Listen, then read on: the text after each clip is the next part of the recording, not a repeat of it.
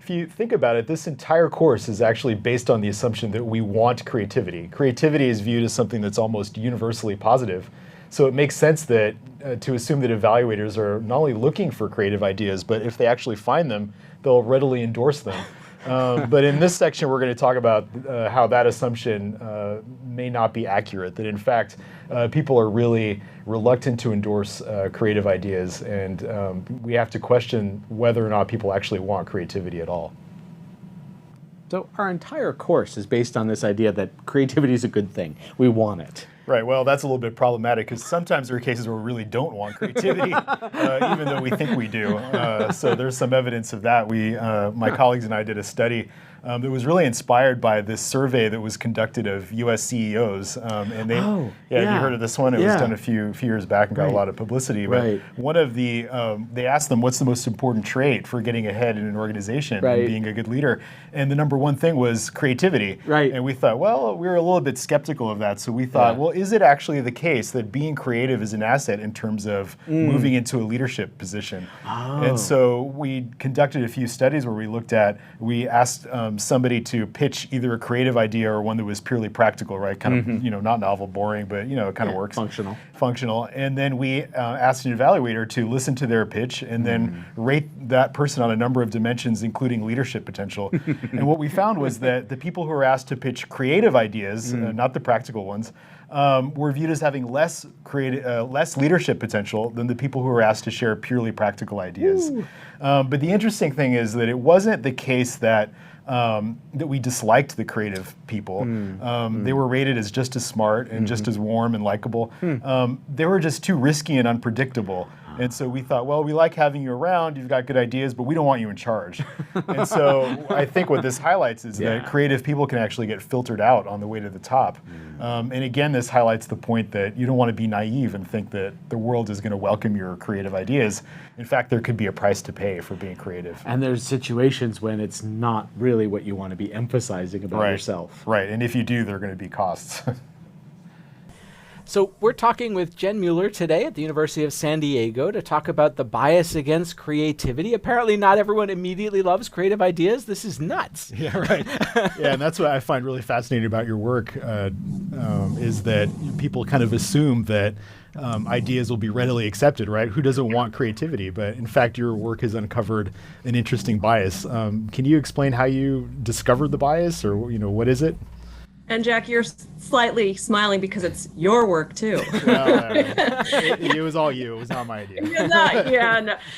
So the bias, I think our initial insight was that there's a lot of hype around people talking about creativity and valuing creativity, and people's missions and their overall strategy involves innovation. I mean, it's hard. You'd be hard pressed to find a single CEO today to say creativity is something we don't want to cultivate. Right. And furthermore, innovation is just not part of how we do business. Yeah. And the reality, though, is that beneath all the hype is this notion that people resist change. And I think people are very comfortable with that idea.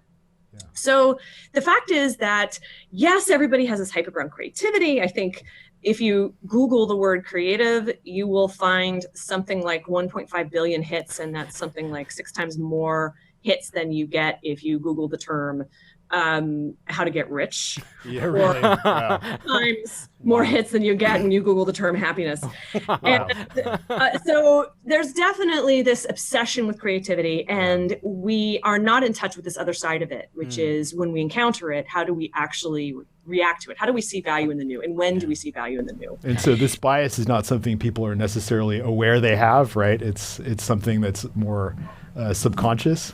It appears that they might not be aware of it, or at least they don't find it socially appropriate to express that they have it. Right. So the study that you and I conducted, Jack, as you recall, so many years, but one of the things we found was that people in a certain mindset that prioritizes correctness. Yeah. So when people wrote, substantiated the statement, there's one correct solution. No.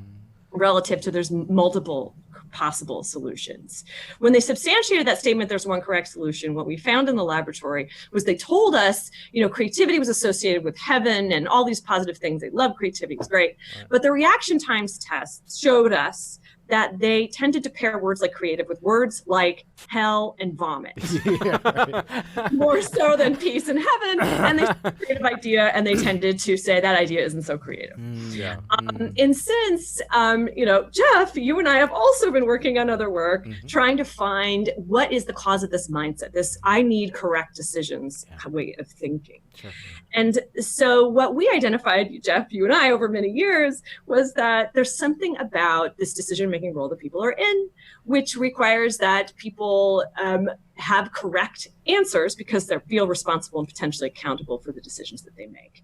And that correctness, that lens, which we called in that paper that we recently published, this economic mindset, makes it such that people, I don't know, they want the metrics, they want certainty, they want a show of proof, and that is the most important feature that they believe indicates something is creative. Whereas everybody else understands creative ideas can be too early stage to have metrics, and so on and so forth. So we believe that part of the problem is that people have this hype around creativity, and they don't feel comfortable acknowledging that they don't like it. If they don't like it, it might be a knee-jerk negative reaction, not something that's deliberative and thoughtful, but something more of like that just comes over you quickly.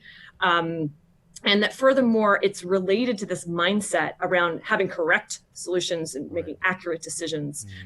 Basically, the best practice that we teach our MBAs and managers. So, ironically. which is a big problem if you really care about managing innovation in your organization. And so people want this impossible set of things, right? I want a creative idea that is proven and tested and risk-free.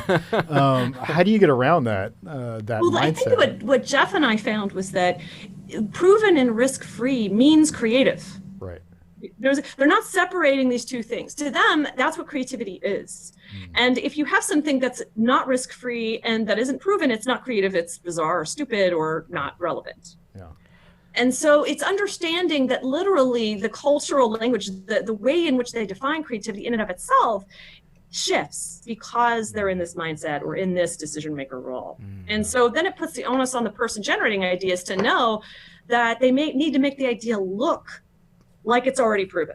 Right. Which we saw in Silicon Valley when, sorry, spoiler alert, they bought Facebook likes or they bought downloads from India, and, we know the problems with having these kind of metrics because they're not necessarily accurate when ideas are new.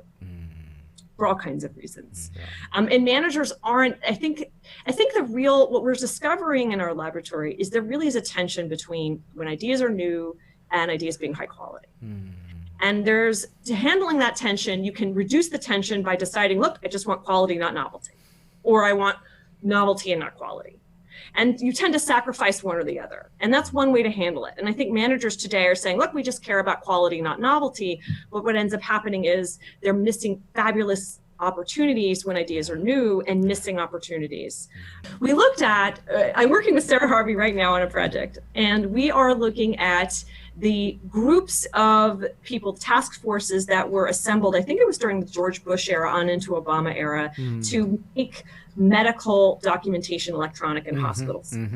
They had an edict to choose not the status quo, which was not electronic, and to try to figure out a way to do this, to come up with some policies and some guidelines about how to do this at mass scale. And so you see their conversations, and what we tend to see is when they accept ideas really quickly with little discussion, these ideas tend to be low on novelty. They tend to reject new ideas. When they have longer drawn out discussions that are characterized more by one person says, look at the constraints and we're concerned about feasibility and we have this time limit. And someone else comes in and says, but you know what, let's think about the broader value, and then makes an analogy to another field. When you see that there's that kind of a back and forth between the constraints and the economic concerns, and also this broader value, and finding an analogy that shows the idea is perhaps more familiar than they thought before. It's when they start to grapple with these two sides that you start to see more acceptance of the uncertainty that novel ideas bring. And you don't see that when teams embrace new ideas, they don't go, oh my God, this is going to be amazing. They go, okay, I'm no longer freaked out. Right. Thank you so much for sharing your research with us. So I really enjoyed hearing about Jennifer Mueller's book and a lot of the insights that she had about the bias against creativity. And I think it's such a timely point because there's such a assumption out there that creativity is inherently positive and Right. that your ideas are going to be readily accepted. So we talked about some of the barriers that arise as people are trying to pitch their ideas and have them gain acceptance. And I think the really important barrier there is just feelings of uncertainty Yes. that tend to make people shy away from creative ideas. So anything you can do to actively intervene and reduce uncertainty will make people less fearful of endorsing your creative ideas. And I think the other point she makes that is in the background, Yeah. but that is important to draw out is the evaluation of an idea is a really critical stage Right. that's easy to overlook. We talk a lot about brainstorming and generating new ideas. Yeah. We talk a lot about pitching ideas. Right. We talk about implementing ideas. But in the middle there is this segment where you have to say, Yeah. was this a good idea? And Yeah. should we go with it? And it's been a major gap for a number of years now. So So drawing attention not only to these notions of uncertainty and how that can make you resist, Yeah. but just that you have to actually really carefully evaluate ideas Right. is something that's a great message. So I was glad she raised it and Yes. and advanced it with us. yeah, it was great.